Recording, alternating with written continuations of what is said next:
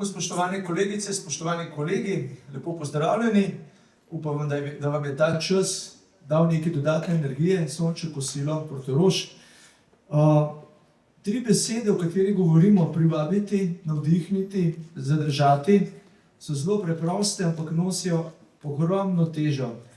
Še posebej lahko rečemo v javnem sektorju, kjer se soočamo s tem, da ljudi težko najdemo. Kjer se soočamo s tem, da ljudje odhajajo in kjer se soočamo s tem z vprašanjem, kako jih motivirati, kako jih zadržati, kako oblikovati okolje, v katerem bodo našli neko okolje smisla, pripadnosti in sodelovanja. Na okrogli mizi bomo skušali poiskati odgovore na ta tri velika vprašanja, tri velike izzive. Ob sebi imam sogovornike, ki imajo ogromno izkušenj in verjamem, da bodo lahko osvetlili različne plati. Tule na moji desni gospod Jurij Kern, župan občine Komenda, sicer diplomiran ekonomist, ki je večino kariere gradil v gospodarstvu. Izkušnje si je pridobil v različnih panogah, veliko delo v tujini, Evropa, Turčija, Azija. Zdaj leta 2022 pa upravlja funkcijo župana občine Komenda. Potem Alen Gril, direktor doma dr. Janka Benedika v Radovljici, magister menedžmenta in diplomiran ekonomist z bogatimi vodstvenimi izkušnjami. Vzpostavil je tako uspešno kadrovsko strukturo, ki je bil poseben izziv. Njegovo delo pa se zaznamuje predvsem strateško vodenje, sodelovanje z deležniki in pa tudi skrb za kakovost storitev. Tem na moji levi Matej Mrak iz podjetja Ambro Padria, strokovnjak za iskanje vodilnih kadrov z dolgoletnimi izkušnjami, tudi na področju strateškega razvoja ljudi in pa organizacij. Sodeloval v številnih projektih v regiji, pa ne samo Slovenija, pač pa Srednja in pa Vzhodna Evropa in uspešno povezoval organizacije z različnih področij. In pa še dr. Mitja Blagajnje, generalni sekretar na Ministrstvu za gospodarstvo, izkušen javni uslužbenec, lahko rečemo tudi sodelujoč v različnih izobraževalnih aktivnostih, recimo na Upravni akademiji, tudi na Fakulteti za upravo. Na področju, kjer pa trenutno dela, pa skrbi tudi za področje kadrovskega poslovanja ministrstva. Dobrodošli in pa hvala, da ste danes z nami. Zdaj, če začnemo pri prvem vprašanju, povezano s tem, kako sploh privabiti ljudi, da se odločijo za delo v javni upravi. Zdaj, včasih imam občutek, da mladi rajši izberejo zasebni sektor, tudi zadnje leta pažemo pri nas študenti, kar pogosto že tam v drugem letniku iščejo, dobivajo neko delo zaposlitve, ki potem preidejo v neko trajno razmerje, če tako rečem. Javna uprava pa pred izzivom, kako pridobiti zaposlene, kako pridobiti mlade. In če začnem pri vas, gospod Kern, kot župan res uspešne občine, manjše občine, kako težko je privabiti nove sodelavce?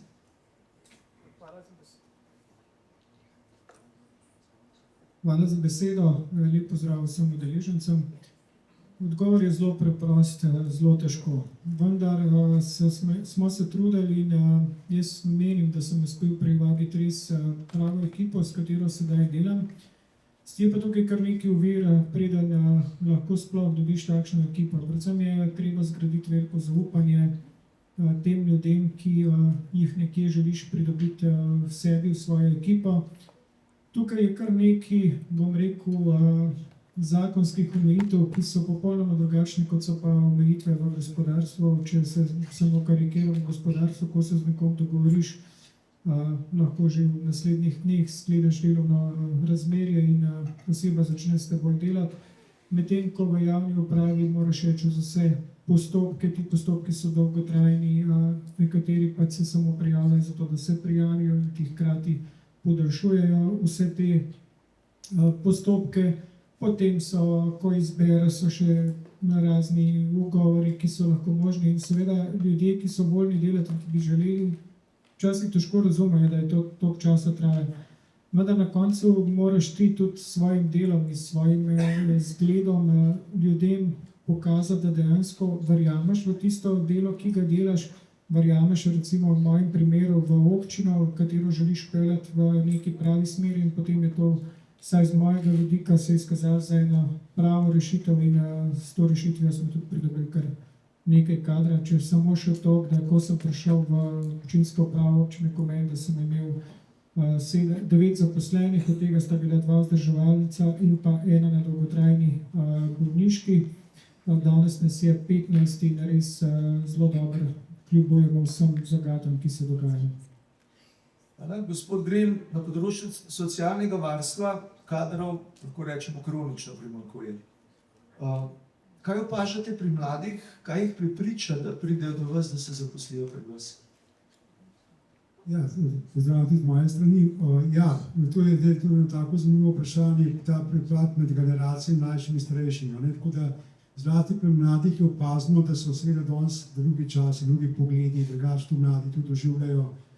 Se vidi, da iz fakultet prihajajo izobraženi mlajši sodelavci, ampak je drugače percepcija dela. To ljudje drugače vidijo in tukaj je seveda zdaj na menedžmentu tisto, kako recimo te mlajše, starejše sodelavce znotraj zavoda, organizacije, kakorkoli lahko povežejo. Tako je bilo postavljeno vprašanje, kaj mlade pritegne. V našem socialno-varstvenem sektorju je včasih najbolj tista empatija. Prva nek občutek za delo, tako kot našem primeru, za delo s starejšimi. Že tisto je nekak pogled, da imajo veselje delati.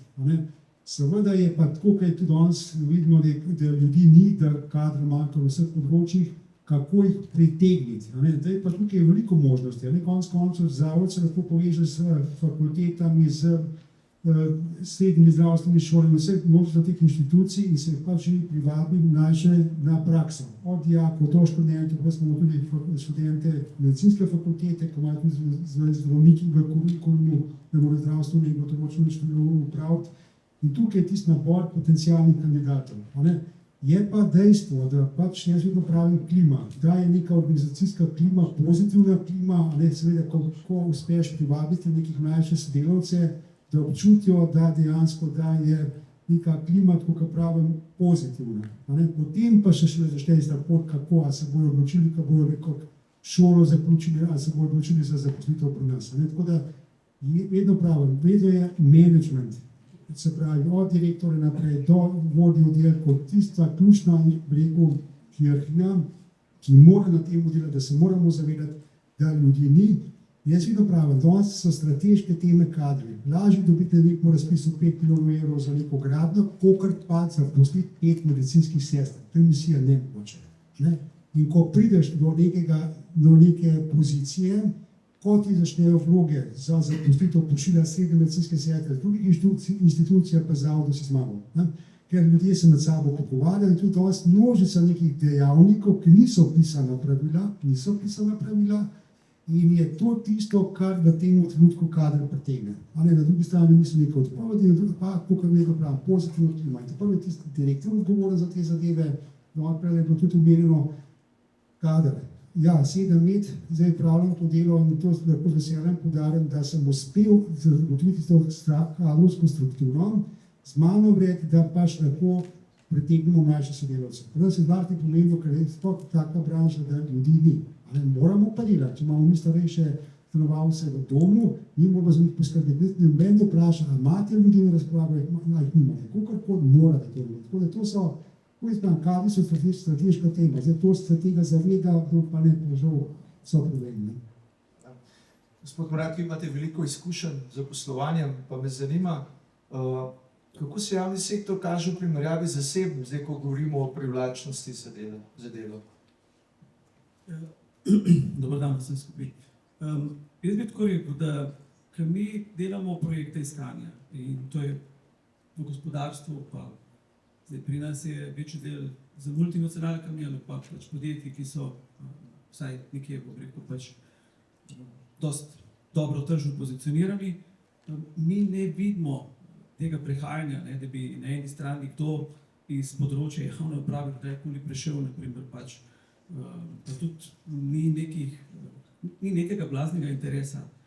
Je pa tudi res, da na drugi strani, če že iščemo nekoga, so tukaj zelo, zelo ozke specializacije in je težko najti že v gospodarstvu včasih tako osebo.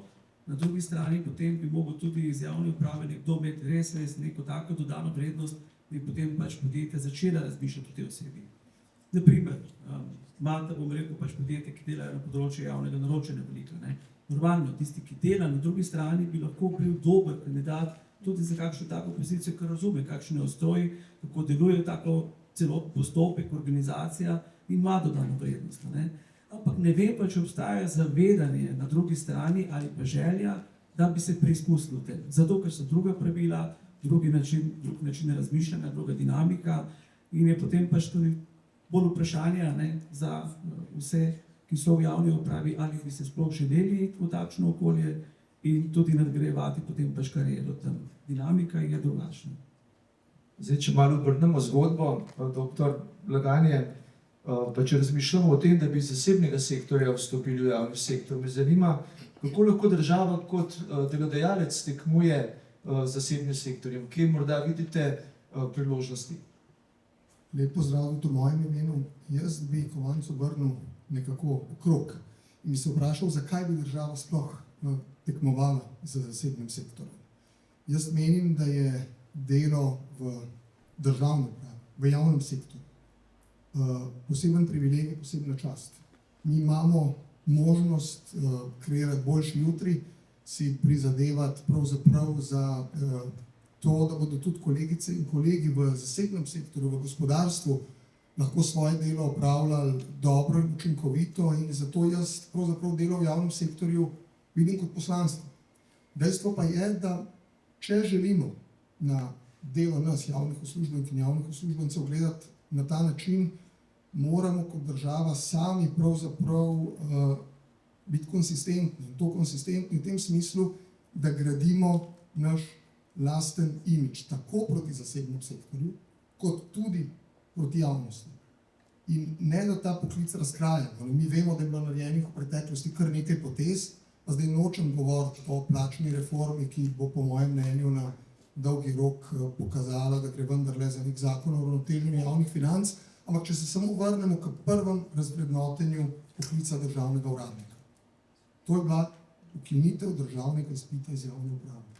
S tem, ko smo pravzaprav mi ta državni izpit iz javne uprave ukinili, smo vrata odprli tako na široko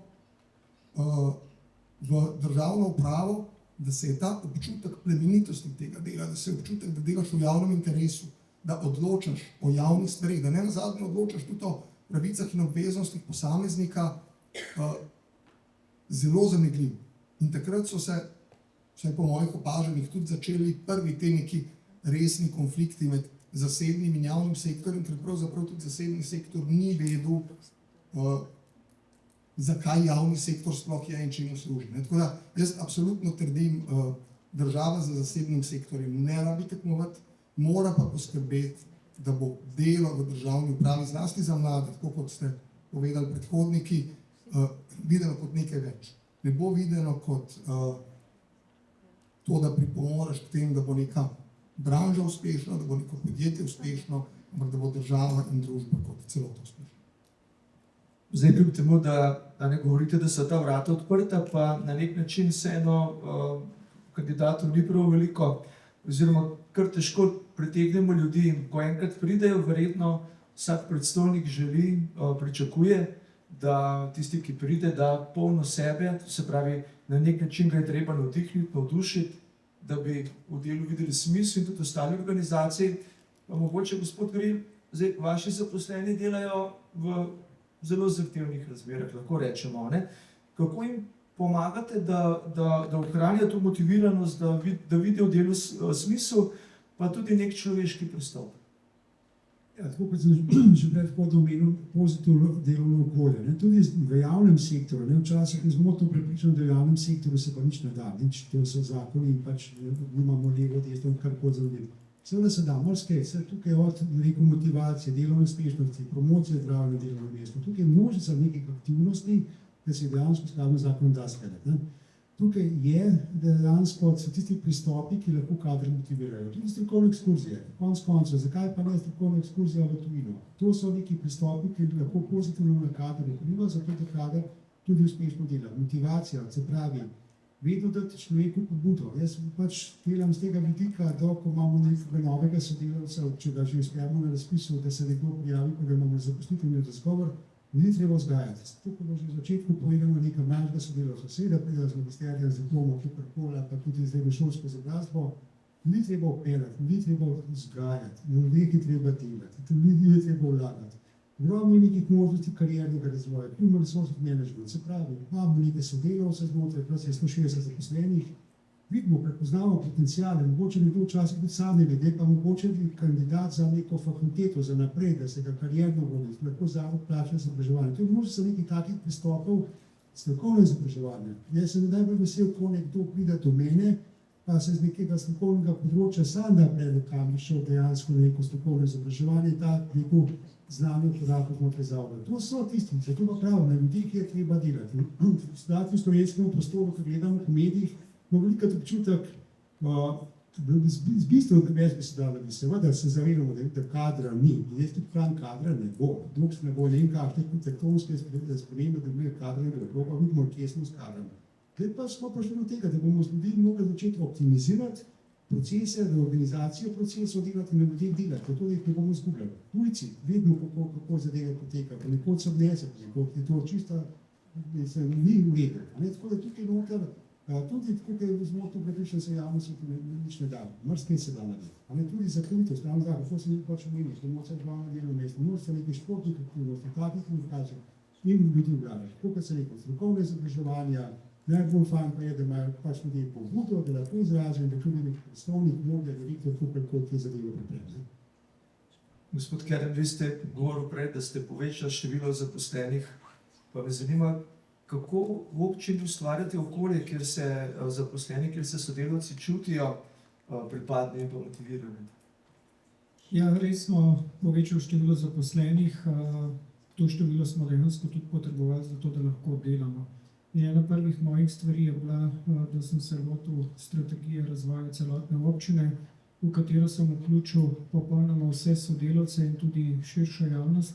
In tem sodelavcem dal možnost, da sooblikujejo, tako kot je bilo prej rečeno, tudi našo državo in pa bivanje v tem. In s tem so ljudje dobili svojo pozornost. Pozornost ne mislim zato, da so videli, ampak zato, da so njihove besede slišane, da so lahko prispevali k temu. In ta strategija je bila zelo dobro sprejeta tudi med samimi občani in to je dal tisti zagon tudi vsem tem ljudem, ki so. In pa še ena stvar, ki sem si jo tudi zadal, da pač župan ni vse in župan ni tisti, ki bo zdaj prišel po občinah, se to dogaja, ko bo pa župan rekel, potem pa bo tako. Jaz pač ne želim ljudi, ki so strokovni na svojem področju, na noben način povoziti. Če so stvari, ki se jih odločajo, je župan tisti zadnji, ki se lahko samo konsultira z zaposlenimi, ni pa on, da bo, ne vem, prišel na teren, zdaj dajem primer, prišel na teren, tam se bo nekdo kregal z zaposlenim in bo na koncu pa rekel, ne, se pa ne bo pa tako. Potem se uničil kompletno kompetenco vseh teh zaposlenih in ravno to se mi zdi, da je tisti način, kako ljudje pri meni dobivajo neko samo opolnomočenje, da so dejansko tam zato, da pomagajo ljudem. In tudi večkrat se sliši, ja, v javni upravi se ne dela, jaz bom rekel, da pri meni delajo celo več v gospodarstvu in tudi tega prehajanja med gospodarstvom pa med javno upravo sam niti nisem zaznal, če pa bom čisto iskren, tisti, ki pa želijo prehajati, pa prehajajo čisto samo zaradi kapitalskega dobička za njih. Zdaj, gospod Mrak, danes na začetku, na prvi okrogli mizi tudi zdajle, imam nekako občutek, da vloga vodij, vodstva, menedžerjev, voditeljev je pri vsem tem zelo, zelo pomembna. Pa me zanima, kako vi vidite to vlogo vodij, recimo voditeljev pri zagotavljanju recimo tega dobrega vzdušja, če temu tako rečem, pa predvsem pri tem, da ljudje navdušeno vstajajo in opravijo svoj posel. Ja, mogoče bi začel takole. 21 let zdaj teče v gospodarstvu, v različne organizacije, od banke do, bom rekel, industrijskega podjetja, potem FMCG, tehnološko podjetje, to so prav, preden sem vstopil v ta svetovalni del, ki ga zdaj zadnje 14 leto že teče, in bilo vedno voditeljstvo, tisto, ki je bilo ključnega pomena. šel sem v podjetja tudi zaradi vodij in odhajal tudi zaradi njih. Zato, ker pač določene stvari so šle v drugačno smer. Določene, jaz bi rekel, da tako, veliko je povezano tudi z lastnimi vrednotami, ki jih imaš, a ne, da znaš potem te stvari povezati, in tudi veliko povezano s tem, kako organizacija sistematično deluje. Če ima dobre temelje, potem lahko vodja tudi veliko naredi. Če pa je vodja preveč mehak ali pa neodločen, potem pa tudi tista sistemske stvari mogoče ne delujejo tako, kot treba. Tako da voditeljstvo čez vse projekte, ko smo jih naredili, jaz mislim, da je tukaj izredno ključnega pomena, organizacije zaradi tega lahko zelo dobro rastejo ali pa potem pač tudi propadejo. In priča sem bil pač tudi, bil sem 4 leta v Studiu Moderni, ki je pač neslavno končala pred 2 leti, ampak za čas tistega obdobja, ko smo imeli zelo dobro vizijo, ko smo imeli voditelje, ki so podpirali vse te stvari in smo potem tudi zelo motivirani bili pri tem uresničevanju, so se stvari zgodile. Ko pa so začeli obstajati silosi in so ljudje gradili neke branike in se niso želeli spreminjati ali pa želeli nadgraditi stvari, biti bolj inovativne, potem pa tudi taka organizacija, ki je imela 20 let več od obstoja, lahko propade. Se pravi, organizacija ostane, raste ali pa pade na vodjih. Imajo kar precejšno težo na tem, bi rekel. Zato, ker dober vodja zna iztisniti iz posameznikov tisti maksimum, in če gremo po tej paradigmi 20-70-50% tistih ljudi, ki je, bom rekel, zelo motiviranih, pa ambicioznih, lahko vleče voz naprej.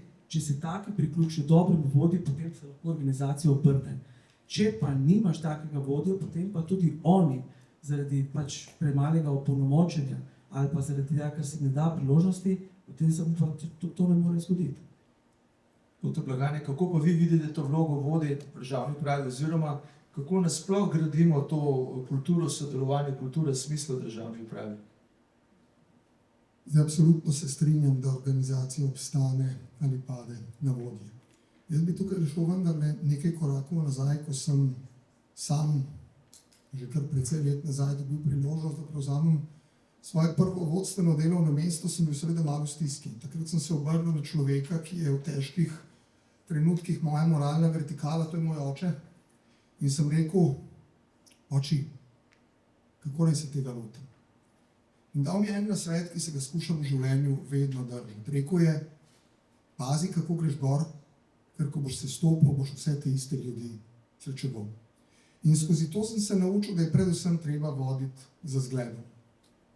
Da je treba biti predvsem človeški in pošten, da je pravzaprav treba sodelavce spoštovati in jim dajati priznanje za njihovo delo. Ko smo mi kot ekipa na Ministrstvu za gospodarstvo, turizem in šport pred 3 leti prevzemali ministrstvo, smo se soočili z organizacijo, ki je bila prej 8 let vodena s strani istega ministra, ki je imel zelo drugačen pogled kot mi. Njegov pogled je bil bolj naravnan na rezultate kot na ljudi. Mi smo pa pravzaprav vedeli, da bomo kot ekipa lahko uspešni samo, če nam bodo ljudje zaupali.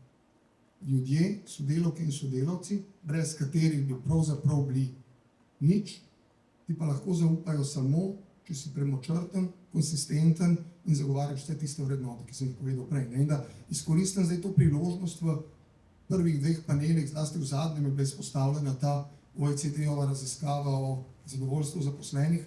Jaz sem zelo ponosen, da je Ministrstvo za gospodarstvo, turizem in šport v bistvu prvo med ministrstvi na zelo visokem 5. mestu. Še bolj sem pa ponosen, da je naš organ v sestavi Tržni inšpektorat Republike Slovenije na 2. mestu. Zakaj to govorim? Zato, ker je to posledica 3 let in pol premočrtnega dela.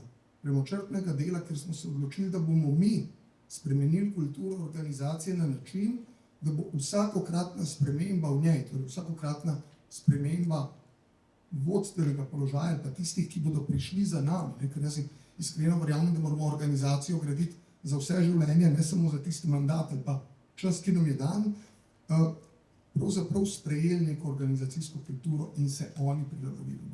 Da bo prosim hvala, da ne bo kričanja, da ne bo ustrahovanja, da bo v ospredje postavljen posameznik, Ne? In tukaj se jaz bolj vprašam, pravzaprav, ne, ker smo veliko govorili o motivaciji zaposlenih, kako se vodje motiviramo po tem, ko dosežemo neke pomembne razvojne premike, da ne zaspimo, da vztrajamo še naprej in da uspejemo to zaupanje sodelavk in sodelavcev izkoriščati, da ostajamo, oziroma vzdržati, ne?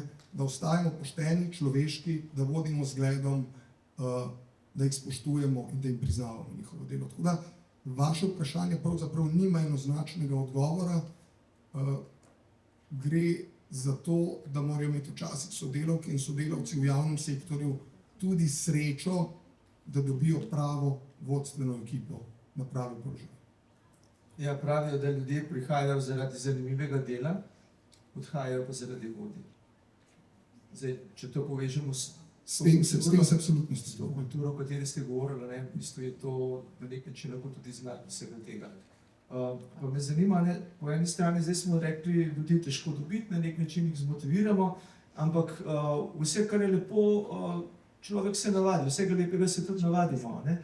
Zdaj vprašanje, kako skozi čas spodbujati, motivirati ljudi, kako pristopati s to kulturo ali kakšno novo, ne, da bi jih tudi zadržali. Pa ne samo, da je to en trenutek, leto ali pa nekaj let, ampak da zadržimo tiste, ki imajo potencial, tiste, ki dajo veliko. Pa me zanima, gospod Keren, kako občini skrbite, ali pa boste poskrbeli, da zdaj ti vsi novi, ki so prišli, ne, da bodo tudi ostali v prihodnjih letih na občini? Ja, zelo težko vprašanje. Dejansko odgovora niti nimam, zato ker ne vem, kako se bodo stvari oblikovale naprej. Pa vendar, ja, mi z vsemi, bom rekel, sodelavci res super sodelujemo, se spoštujemo, se lahko čist navežem na dr. Blagajnija glede tega in to je ključno tisto, kar ljudje zaupajo. Jaz sem prav opazil, da te ljudje so dejansko delo v občini posvojili zase, jo čutijo in tudi navzven, tudi do ostalih zdaj na ta način delujejo. Seveda na moji strani je zelo pomembno, da jih motiviram, da dejansko dajem tudi sam zgled, da se pri nekih rezultatih ne ustavim, da jim dam hkrati tudi zgled, kako naprej, da tudi njih, kar smo večkrat slišali, da človeka moraš tudi pohvaliti. Vedno probamo iti skozi stvari tako, da pravimo, mi nimamo problemov, mi imamo izzive in te izzive potem skupaj rešujemo in seveda tudi takrat, ko ta izziv rešimo, ki je težji, se poveselimo, se dobimo, naredimo tudi kakšno ekskurzijo strokovno, da dobimo še dodatna znanja. Vsem omogočamo, da se dejansko lahko izobražujejo, da če opazijo neko primerno izobraževanje, da se tega tudi, ker vse to lahko potem s časom implementiramo v naše delo in tako kot sem čisto na začetku povedal, ti ljudje se potem čutijo slišane in čutijo se tudi nekaj vredne, da so nekaj naredili za skupnost in to je dejansko tudi delo ljudi, ki delajo v javni upravi. Ne. Tudi takrat, ko je težko, sem jaz tisti, ki jim pomagam, ko se srečujemo vsi v javni upravi, se pač vedno srečujemo tudi za določenimi ovirami, ki nastajajo, določenimi zahtevami. Vsi vemo, da vedno ne more biti, bom rekel, tako, kot smo si sami zamislili, da se vedno tudi nekje najdejo kakšni osebni interesi in podobno, ali pa da so bili v preteklosti osebni interesi pred javnimi interesi in so zdaj ti ljudje malo zadržani, vendar skozi pogovor pa s pomočjo svojim zaposlenim tudi te ovire premikamo in predvsem želim delati isto, oziroma imeti super klimo in ta super klima mi zaenkrat uspeva in zaposleni so radi, pridejo zjutraj v službo in se potem tudi dobro počutijo.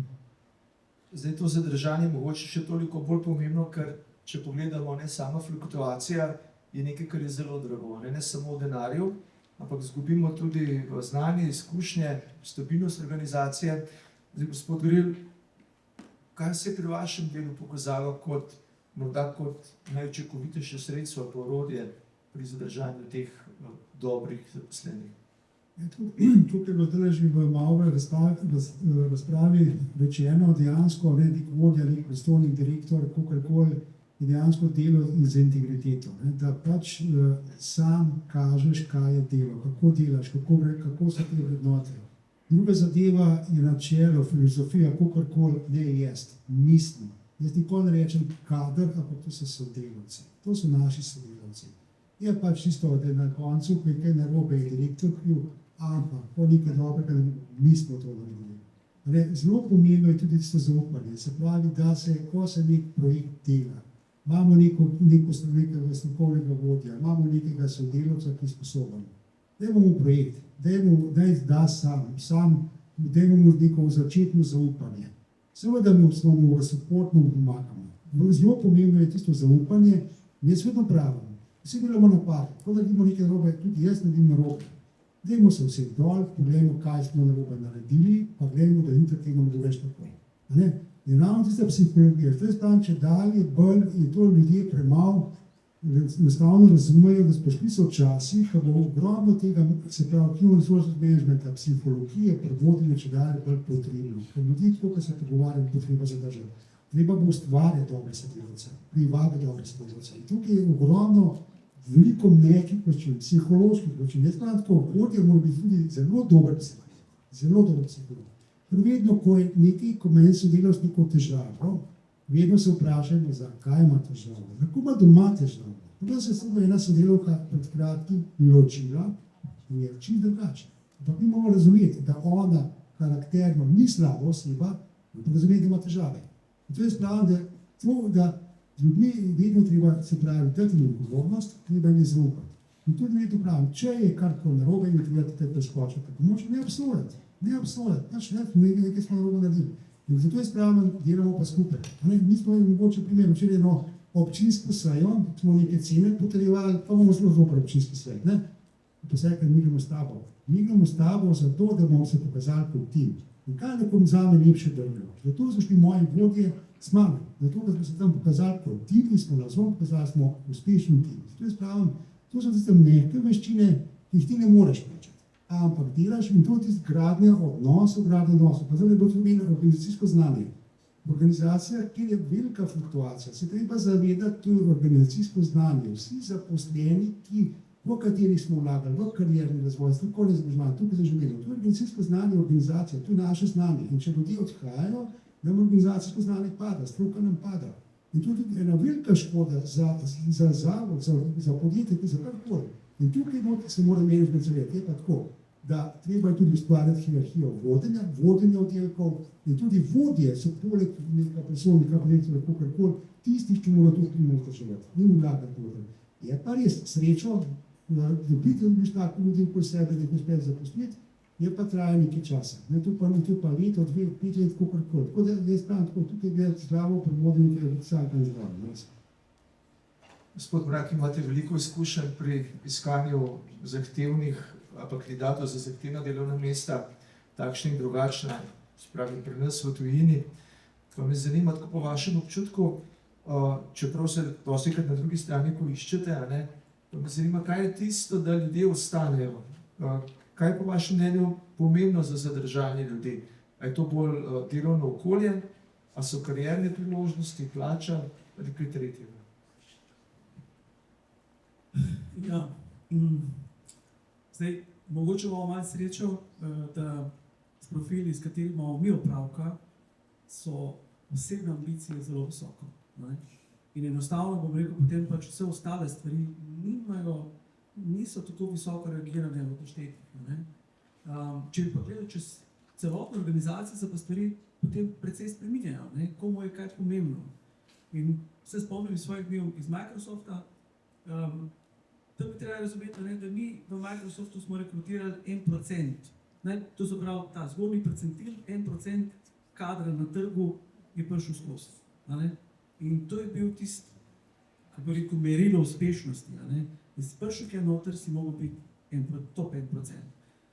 Oni so bili razvajeni, imeli so vse. Organizacija je dala čisto vse, kar je bilo možno, zato da je lahko potem pač zadržala ljudi. Od bonusa do, bom rekel, pač dobrih plač, stimulativnih, ampak bonus je tisto, kar jih je vlekel gnal naprej. Karierni priložnosti. vse, kar je bilo znotraj pisarne, naprimer, ne, je bilo seveda, bom rekel, pač nadpoprečno dobro, ampak ni bil tisti kritični faktor. Ne.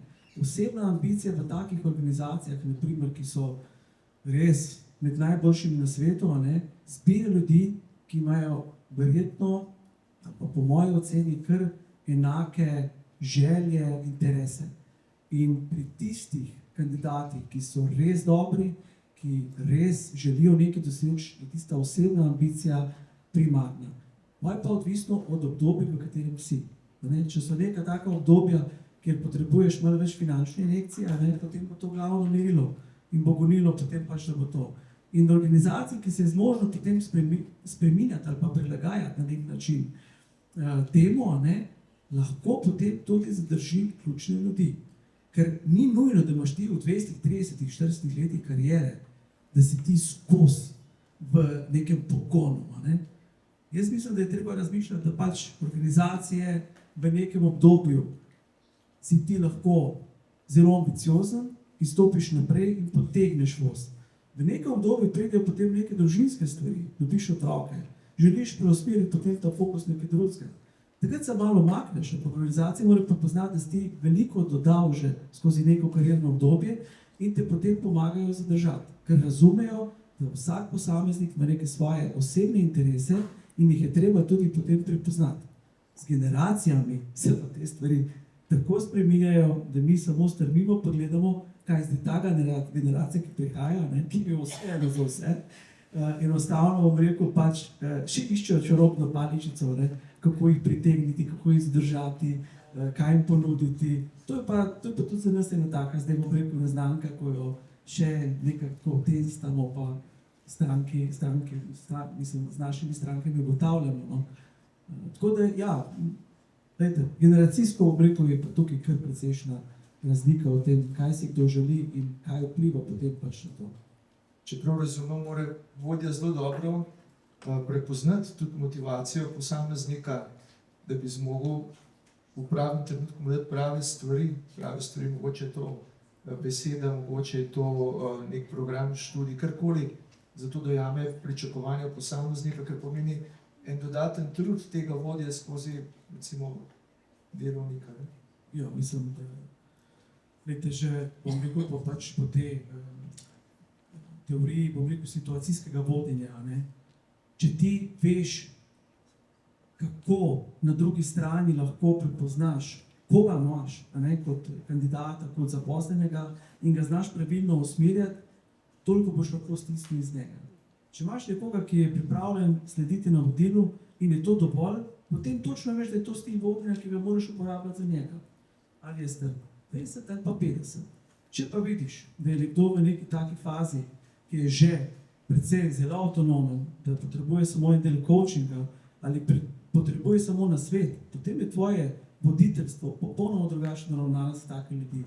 In tisti, ki potem vidiš, skozi prizmo potem zaposlenih, koga imaš noter in kako situacijsko voditi potem pa še posameznike, jaz mislim, da taki vodje so potem tisti, ki znajo potem organizacijo poriniti naprej. Doktor Blagajne, zdaj smo slišali, so posamezniki organizacije, ki lahko dajo vse.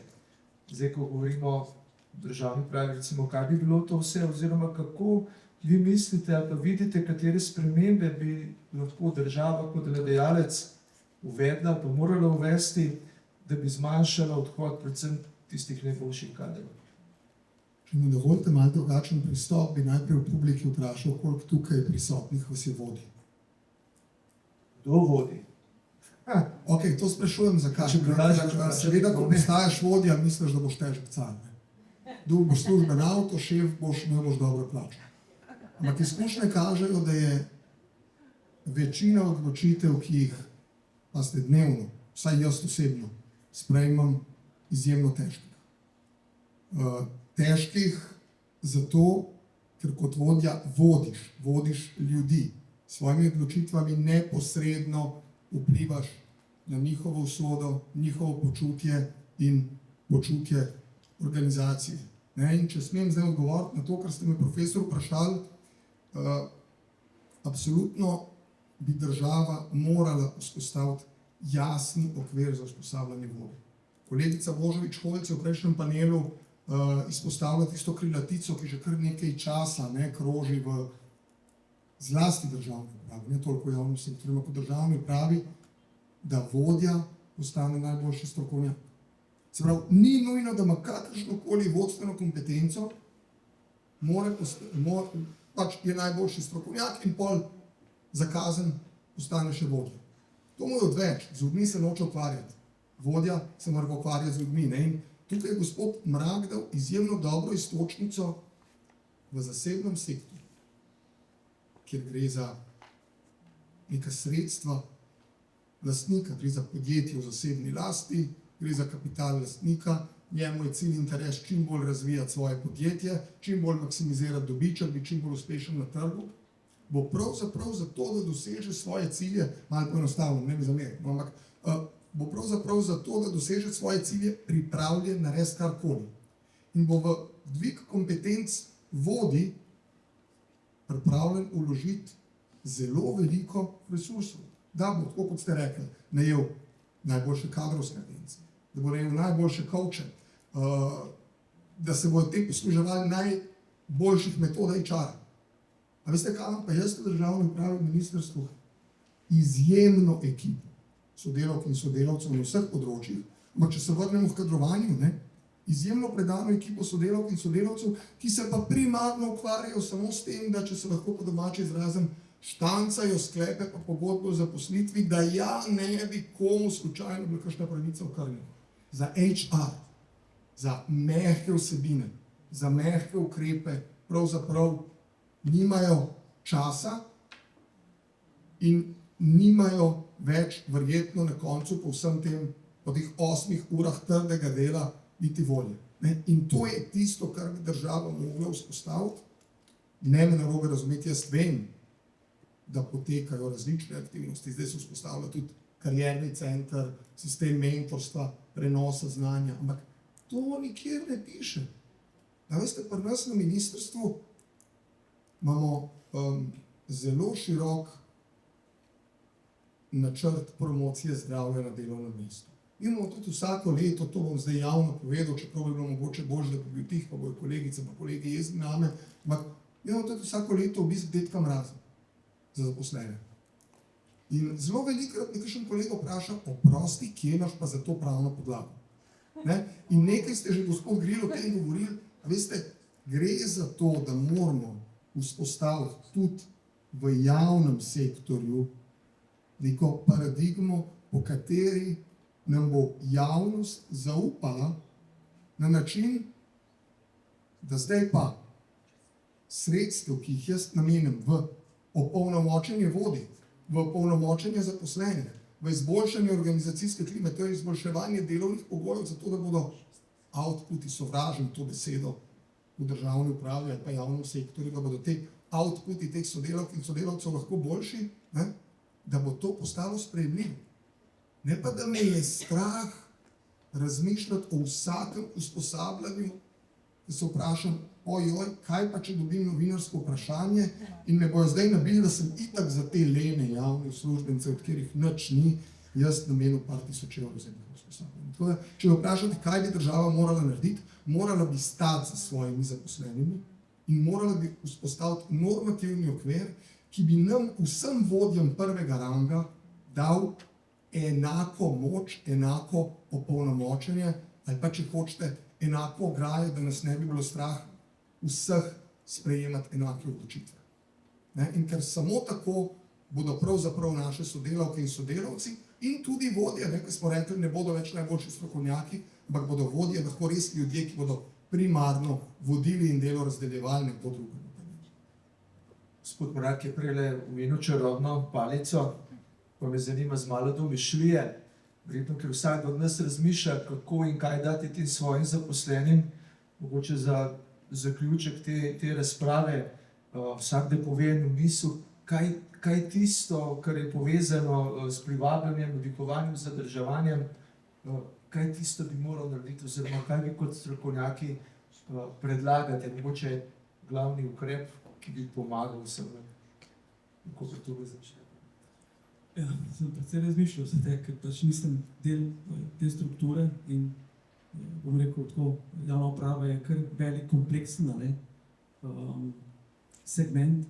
Ampak jaz, ko pogledam čez različne organizacije, zakaj nekatere so dobre, rastejo, kako bom rekel, potem pač dosegajo take rezultate.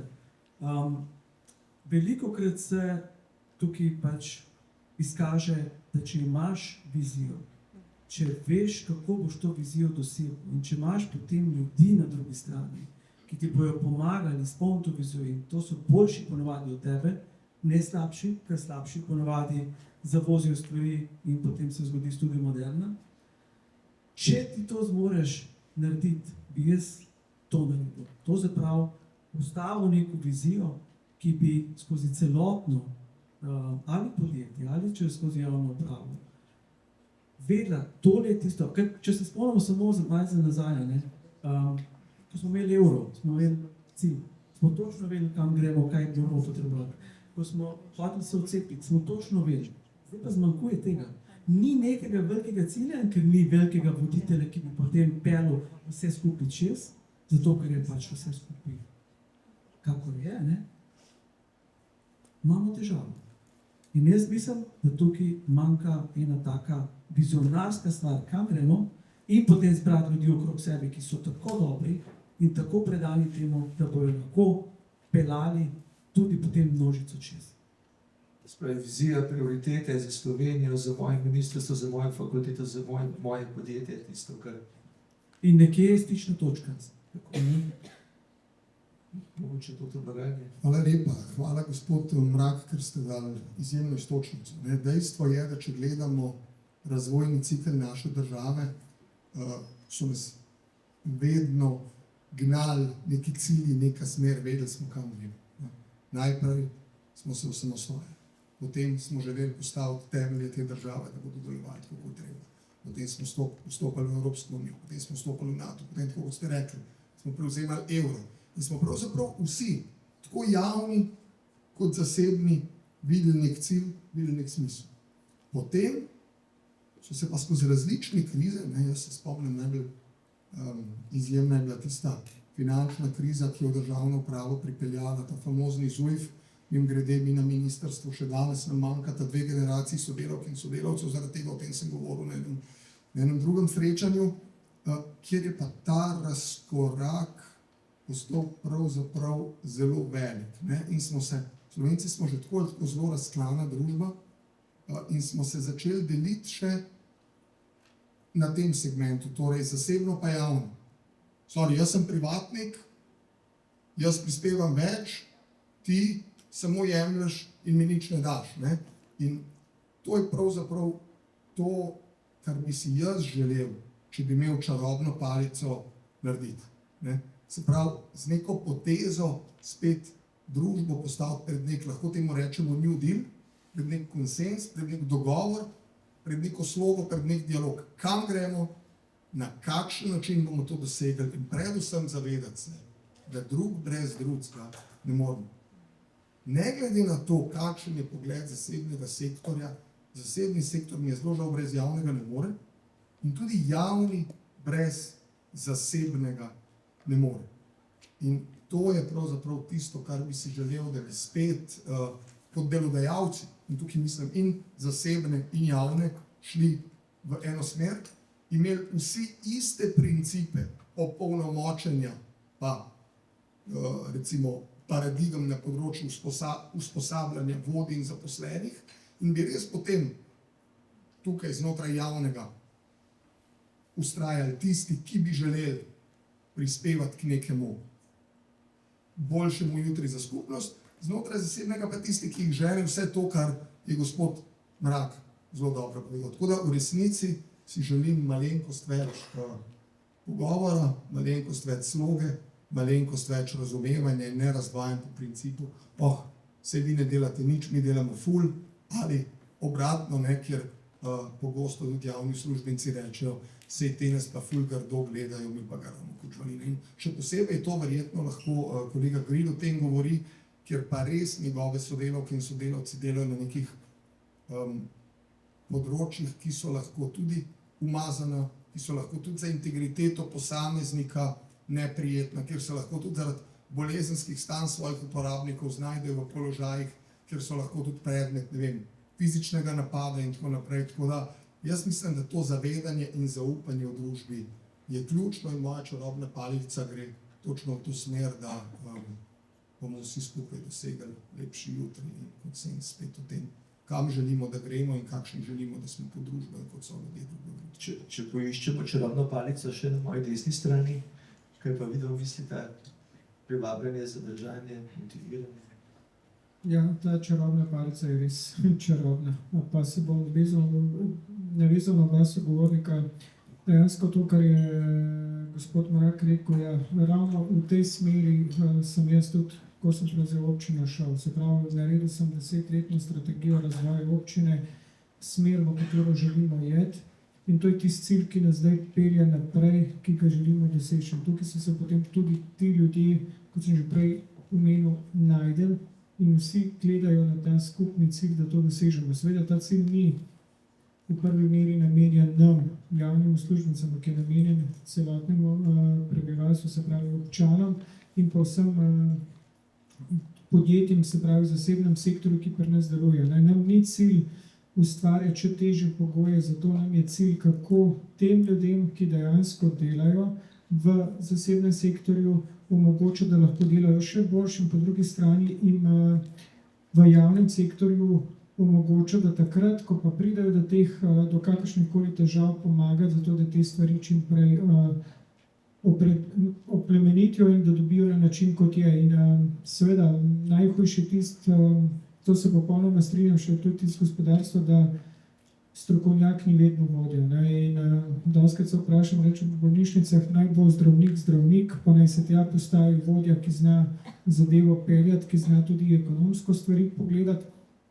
Naj pa ima zdravnika pri sebi kot svetovalca, zato da mu bo lahko povedal, katere pa so neke določene omejitve, ki jih pa vsem ti ljudje pri svojem delu potrebujejo. In največkrat je to resnično se dogaja, da mi damo nekoga, ki ga vidimo, da je na strokovnjak na svojem področju, pa dajmo ga za vodjo, on pa se z vsem štirimi opira, ampak ker menimo, da zato, ker je strokovnjak, pa bo to najbolj špelo. In mi moramo res iti v smeri, da imajo ljudje cilje in če imajo cilje, bodo te cilje tudi skušali doseči.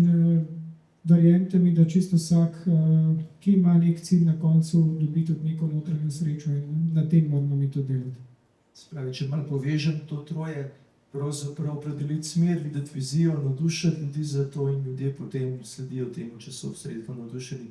Kaj pa gospod Oril, kaj pa vi vidite? Ja, jaz bi pa kaj več kot tole povezal, kar so sogovorniki povedali. Ja, res je, mislim, da Slovenija nekje v neki taki poziciji zdaj trenutno, da bo če človek včasih razred sploh ne veš, kaj bi radi. Ogromno je govorenja, ogromno se razprav, teorij, kamer fogeš na posvete, zdaj poslušamo dolgotrajne oskrbe, skrb za starejše, super, krasno, ne? Pa kaj sem ne naredi?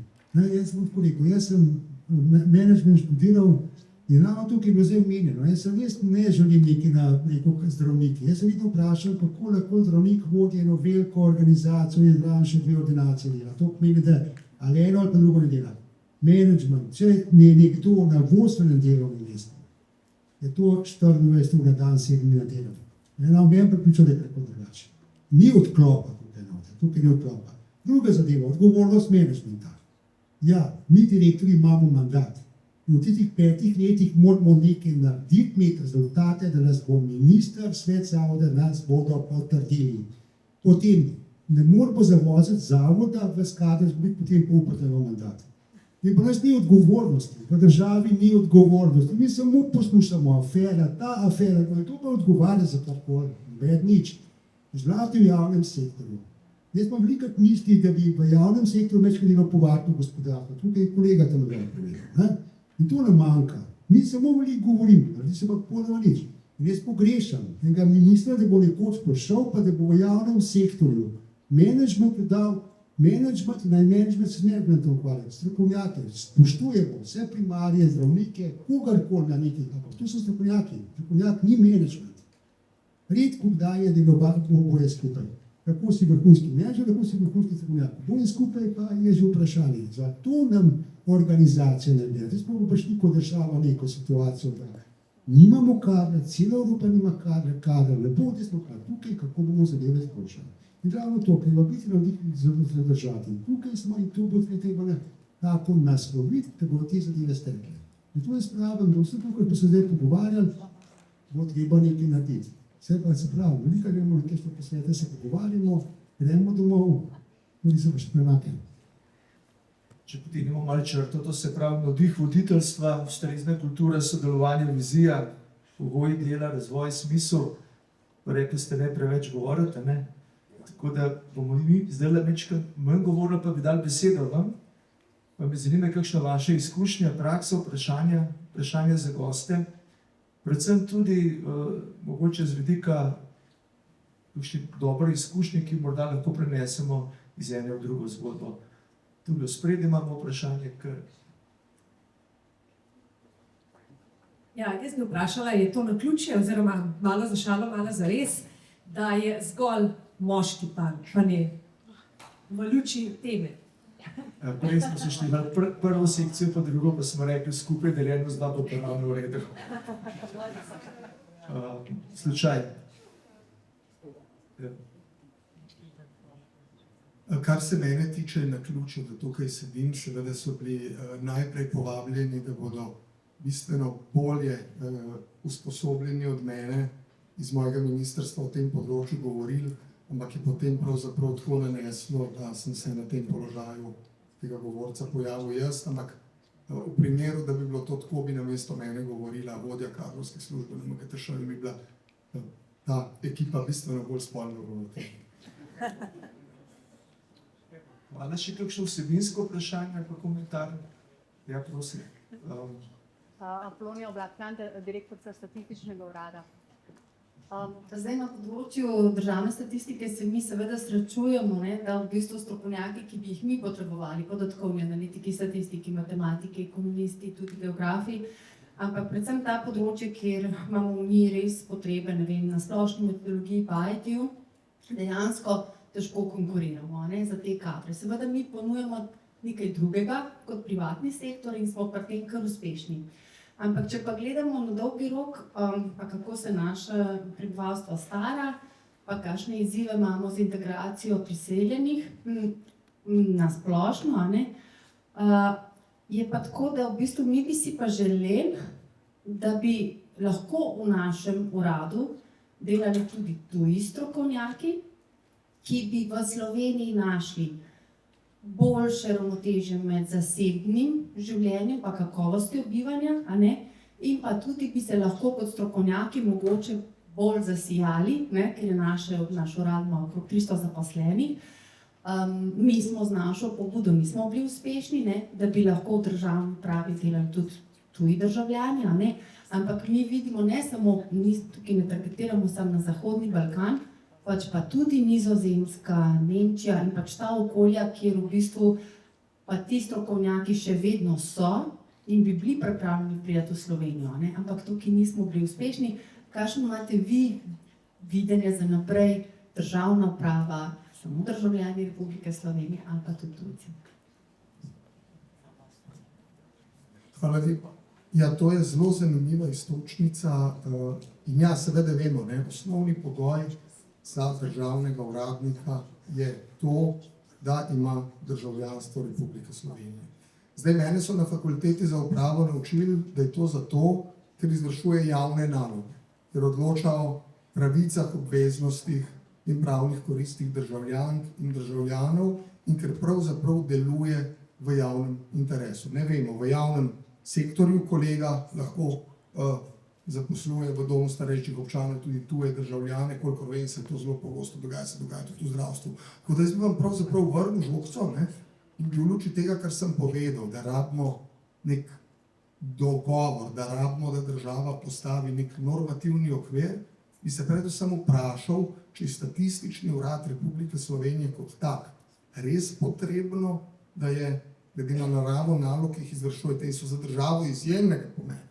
Tudi ne nazadnje za kolege iz gospodarstva, za nas, ki na Ministrstvu neke gospodarske politike načrtujemo, za kolege iz Ministrstva za finance, ne vem, demografe, MDDSZ in tako naprej, zelo pomembni. A je res nujno, da ste vi državni organ, ali bi vas bilo treba normativno pa statusno umestiti kam drugam. Ne.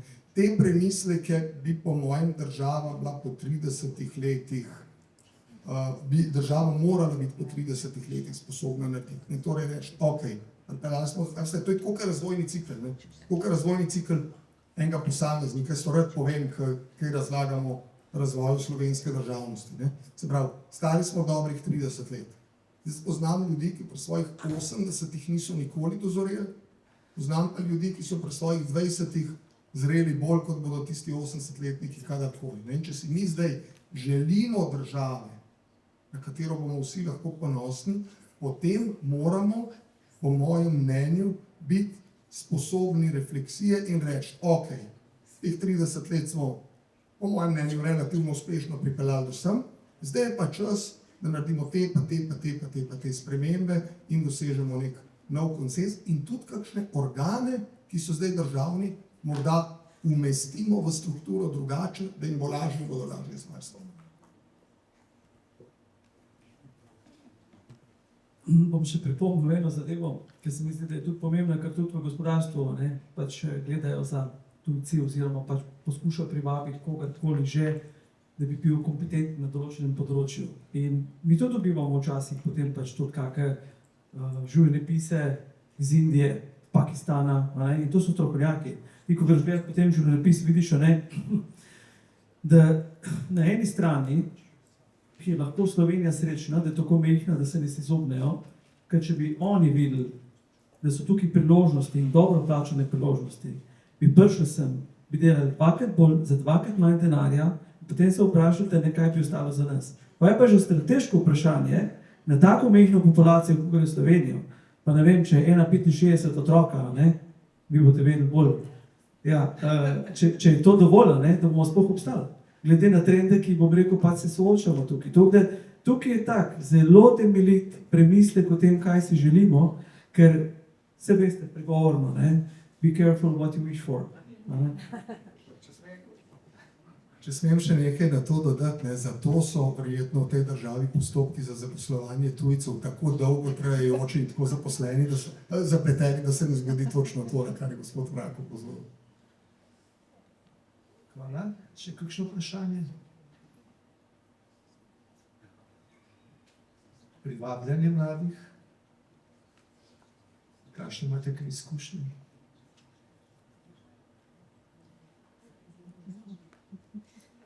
Mogoče vprašanje za vas, gospod Keren. Zdaj ti ljudje, ki so prišli, so to ljudje, ki so bili blizu upravi, lokalni samoupravi, ste jih potegnili od kje drugje? Kako je potekalo to privabljanje? Lahko rečem, da v bistvu iz javne uprave ni niti eno. Da sem vse kadre dejansko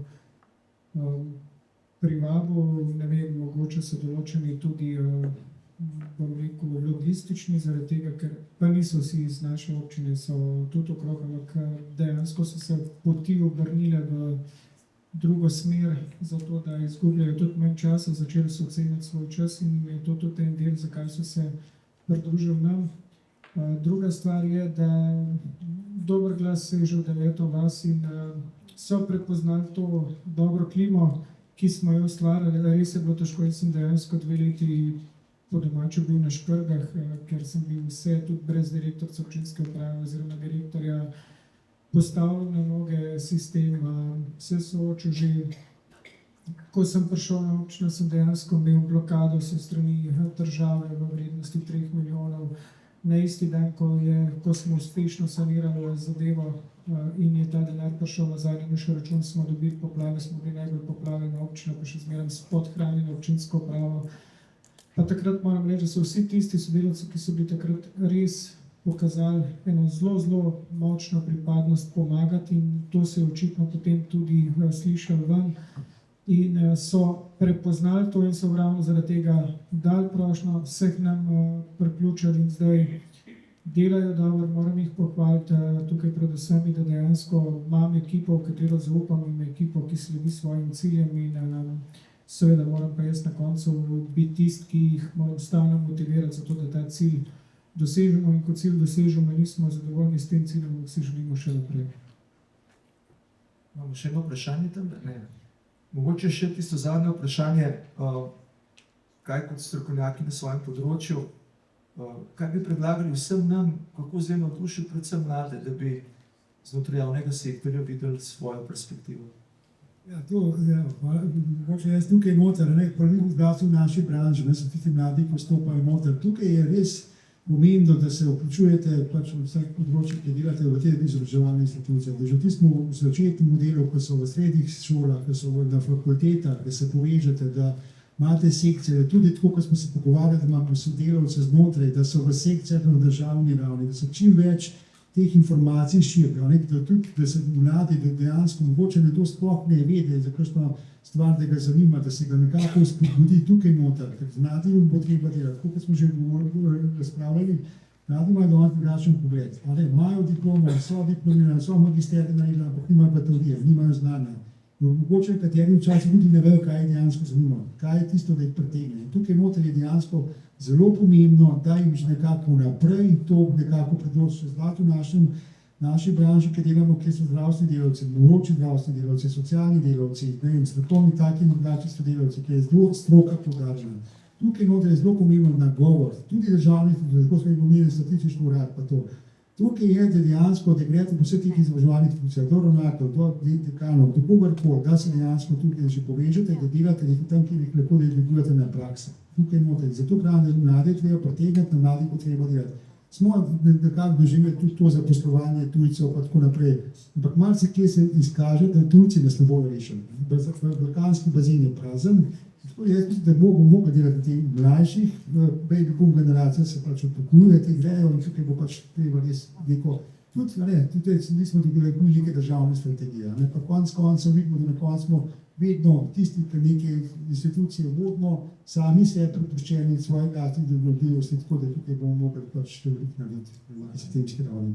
Gospod Keran? Ja, če lahko dodam, jaz bi rekel to, da ima mladim priložnost za delo. Predvsem ne jih, ko pridejo, ne jih zavirati, ne jim da tiste enostavne dela, pomagajte jim, da se takoj soočijo z tistim delom, ki ga pač morajo narediti, ker če jim mladim ne bomo dali priložnost, bodo zelo hitro iskali priložnosti drugje.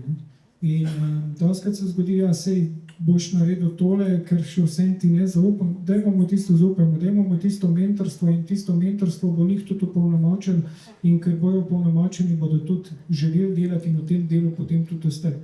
Če jih bomo pa mi na začetku začeli zavirati in jim pač onemogočili njihovo delo, prej slej se bodo obrnili drugam. Ja, vse sem že malo prej omenil, te nove generacije, vse smo tudi mi bili neke vrste oporniki, pa drugačni, pa hoteli narediti spremembe. Ta generacija je še malo bolj drugačna, zdaj to sproti ugotavljamo, ker pač ta odgovornost, ko smo mi imeli, ko smo vstopili v delovno razmerje, je bila kar precej pomemben faktor. Zdaj je pa to kar razpršilo se nekje, pa je kar nekje v zraku. Ampak jaz bi tako, se bom mogoče smešno slišal, ampak družina kot tako bi bila idealna, če bi imela enega public servanta, to se pravi iz javne uprave, enega pa z gospodarstva. Zakaj? Zato, ker na drugi strani je vedno treba potem pač imeti ta yin-yang ravnovesje. Gospodarstvo je skozi turbulentno. Moraš dobil kredit, mogoče ne, v javni upravi. 25 let ga podpiše na banki takoj. Otroka je pa šolo, ni problema, za tega, ker imate predvidljiv delovnik. To je veliko vredno danes. Tako ravnovesje v življenju, pohitenje, kjer bom rekel, da sem govoril, Kitajci, briga jih sobota, nedelja, imaš 7 do 9 zvečer, zjutraj v 7 sestanek, tam boš. Zato, ker je njihova kulturna navada taka, da boš ti mogel to narediti. Če ne boš ti, bo nekdo drug, vse jih je dosti. In na drugi strani potem, če se gleda ta ravnovesje, jaz mislim, da je to kar tazga ključnega pomena, da bi to ravnovesje nekje obstajalo ali pa se naredilo, pa bi bilo mogoče lažje. Torej, yin-yang ne samo v družini, tako mož pa ženo, mislim, najbrž zelo kregano. Predvsem tudi v organizaciji. Jaz sem na enem drugem kongresu, v eni drugi priložnosti veliko govoril o staranju, ne samo družbe, ampak organizacij kot celote. Mi smo kot ministrstvo v starostni strukturi 2 leti nad povprečjem delovno aktivnega prebivalstva. Se pravi, smo starajoče ministrstvo in ja, manjkata nam 2 generaciji zaradi tako imenovanega ZUJF-a. Na trg dela vstopa zdaj generacija Z. Ne? Če se mi vsi, ki tukaj sedimo, tako dobro poistovetimo s tisto pesmijo, da smo džins generacija in smo imeli vrednote, kot jih je gospod Mrak povedal, se pravi, pomembna nam je bila stalnost zaposlitve, pomembno nam je bilo, da smo se uredili, šli v službo, imeli neko varnost, smo si pa ustvarjali družino, otroke. Te danes iz generacije Z to sploh ne zanima. Jim je vseeno, kdaj bodo delali, ali so to sobote, nedelje, malo so Kitajcem očitno podobni. Hočejo veliko dela od doma, čim manj pisarne. Jaz zelo rad dam en primer iz enega od ministrstv, kjer sem nekoč bil generalni sekretar, imel sem 2 sodelavki. Eno izjemno, obe sta bili pravnici, eno izjemno izkušeno, z zelo veliko delovne dobe, precej nad povprečjem tistih, ki je potrebno za upokojitev, eno zelo mlado. In potem se jih dal skupaj delati eno stvar in ste se počeli med sabo. Zaradi tega, ker je ta starejša na čisto druge pristope dela kot ta druga, ampak samo da zaključim, ker mi profesor kaže, da moram končati, problem je javni natečaj. Zanj sem na svojemu 19 let staremu nečaku za prebrati en javni natečaj, pa je pri 3. vrstici mi ga vrgel v glavi. Tega sem bom prav. Hvala. Verjamem, da smo odprli neke poti, kako lahko javna uprava postane prostor, ki je zaželen za zaposlene in pa tudi za to, da bi tam ostali cenjeni. Hvala vsem sogovornikom, hvala pa tudi vam, občinstvu, za spremljanje. Lep dan še naprej.